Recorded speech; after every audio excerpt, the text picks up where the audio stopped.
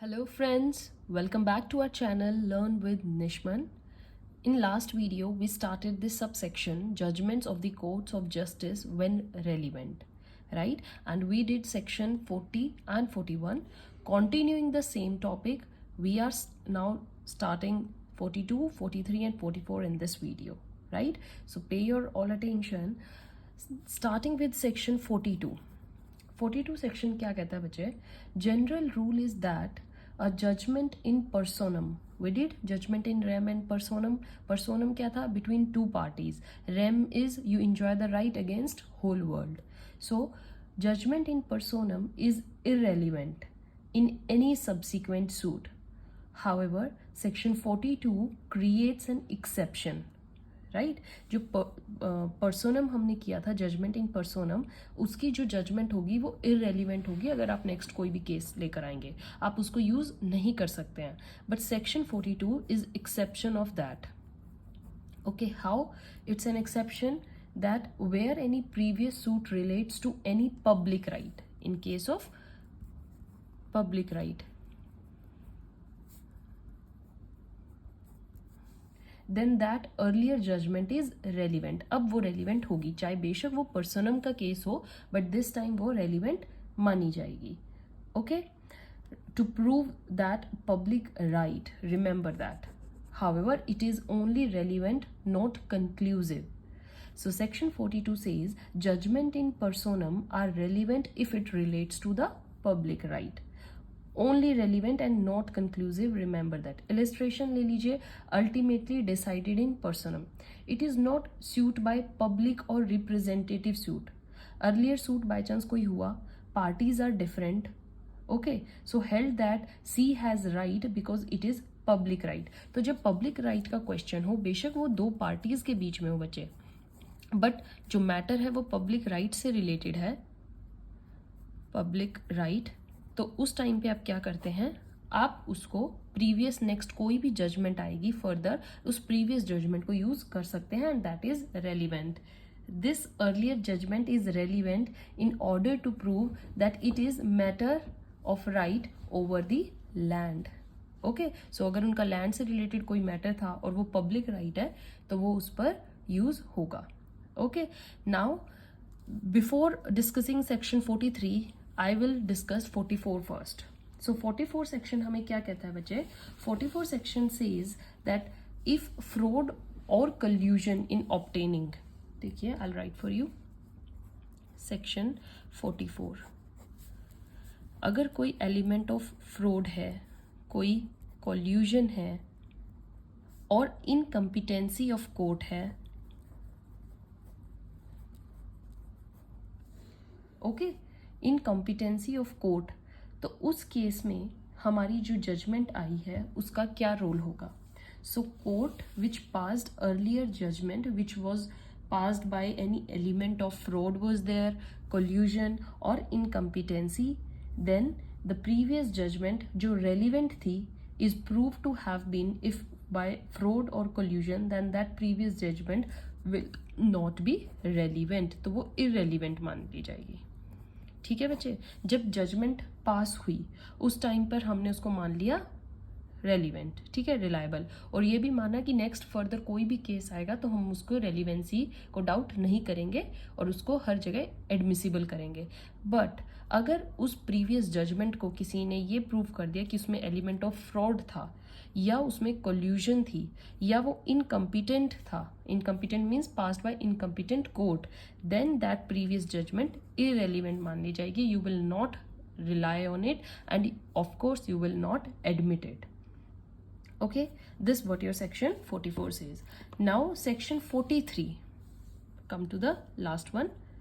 Section 43 क्या कहता है बच्चे? Judgments etc other than those mentioned in section 40, 41 and 42 become relevant. Right, so previous judgment क्या है बच्चे? कोई भी judgment if they are not matching with कोई भी सेक्शन 40, 41 या 42 से कोई प्रीवियस जजमेंट है आपकी, अगर वो मैच नहीं कर रही है या उसके अकॉर्डिंग नहीं है तो वो नॉट रेलिवेंट होती है. यही हमने पढ़ा. Okay, that is not relevant, or you can say irrelevant. But section 43 says if previous judgment falls in any other section, कोई भी previous judgment इन 3 sections के अलावा किसी previous सेक्शन में आती हो या एनी अदर सेक्शन, प्रीवियस की जगह सॉरी अदर सेक्शन, तो वहां पर वो क्या मान ली जाती है, रेलिवेंट।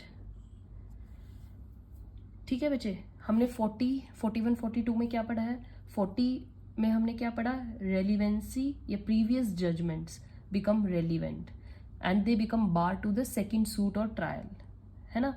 41 में क्या पढ़ा, रेलिवेंसी ऑफ सर्टेन जजमेंट्स, अगर जो प्रोबेट राइट हमारी मैट्रिमोनियल कोर्ट से है, राइट एडमरलिटी कोर्ट से है, तो हमने वो पढ़ा था, वो जजमेंट इन रेम होती हैं और आप प्रीवियस जजमेंट्स को यूज कर सकते हैं। 42 में हमने पढ़ा है just right now that relevancy and effects of judgement और orders other than those mention in section 41, ये एक्सेप्शन देती हैं कि पब्लिक राइट है तो आप उसको यूज कर सकते हैं। सो 43 ये कहता है कि सेक्शन 40, 41, 42 से अगर कोई भी डिफरेंट प्रीवियस जजमेंट आ गई तो हम उसको नॉट रेलिवेंट मानेंगे, बट साथ में ये एक्सेप्शन भी देते हैं अगर previous judgment other than these 3 किसी और सेक्शन से लिंक अप करती है तो आपको फिर उसको रेलिवेंट मानना पड़ेगा। Let's discuss it with an example. What it says that A and Y है, राइट, ए एंड वाई, और इनके बीच में फाइट हो गई है। ए ने प्रोसिक्यूट कर दिया वाई को, ए प्रोसिक्यूटेड वाई, वाई कहाँ पे गया, jail for 2 years of judgment of court, right बच्चे, इसको 2 साल की जेल भी मिल गई। आफ्टर 2 years जब वो बाहर आता है, he came out and murder a. So the previous judgement जो थी 2 साल की, जिसमें उसको सेंटेंस की दिया गया था of 2 years, is relevant. Y, under section 8। How, वहां से मोटिव पता लग गया कि उसने मर्डर क्यों किया, क्योंकि ए ने उसको प्रोसिक्यूट किया था और उसको उस केस में 2 साल की सजा मिली थी, बदला लेने के लिए ही मर्डर्ड, राइट बच्चे। सो देर बहुत सारी आपके एग्जाम्पल्स होंगे, इलस्ट्रेशंस होंगी जो बुक में दी गई हैं, give a reading to them, अच्छे से एग्जाम्पल्स देखिए, आपको समझ में आएगा सेक्शन 43 क्या कहता है, right. It says previous conviction या sentence of accused will get enhanced under section 75। So quantum of judgement that is fact in issue, अगर क्वांटम ऑफ जजमेंट का ही क्वेश्चन है, so previous judgement is relevant to prove fact in issue, right. आपका एक maxim है बच्चे, that is res inter alios, I write res inter alios acta alteri nocere non debet, ठीक है, ये एक मैगजीन है। ये मैगजीन क्या कहता है, a matter transacted between one set of persons can not injure or affect another set of persons.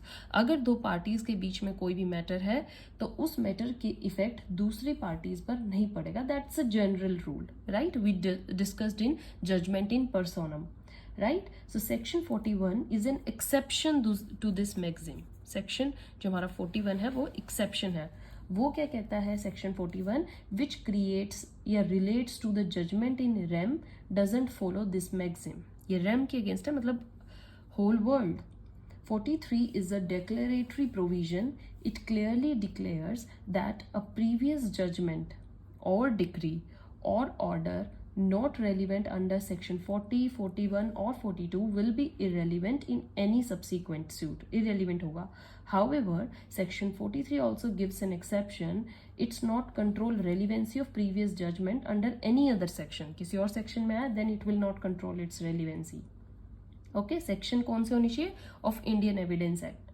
So therefore, if any previous judgment is relevant under any other provision of the act or is a fact in issue, then section 43 will not affect such relevancy. Okay, so today we discussed section 42, 43, 44, and with this we have completed this division, judgments of the Court of Justice when relevant. In next video we are going to take next subsection in which we will discuss opinion of third person when relevant, right बच्चे। उसमें आपके section 46 45 to 51 cover होंगे, right? So stay tuned for the next video. Till then keep reading. I have given you a very important set of sections for homework. इन्हीं को read कीजिएगा, case study करिएगा, 43 के examples read कीजिएगा. Examples is your homework. Okay, do them thoroughly. Till then keep reading, keep studying. Have a good day. Thank you.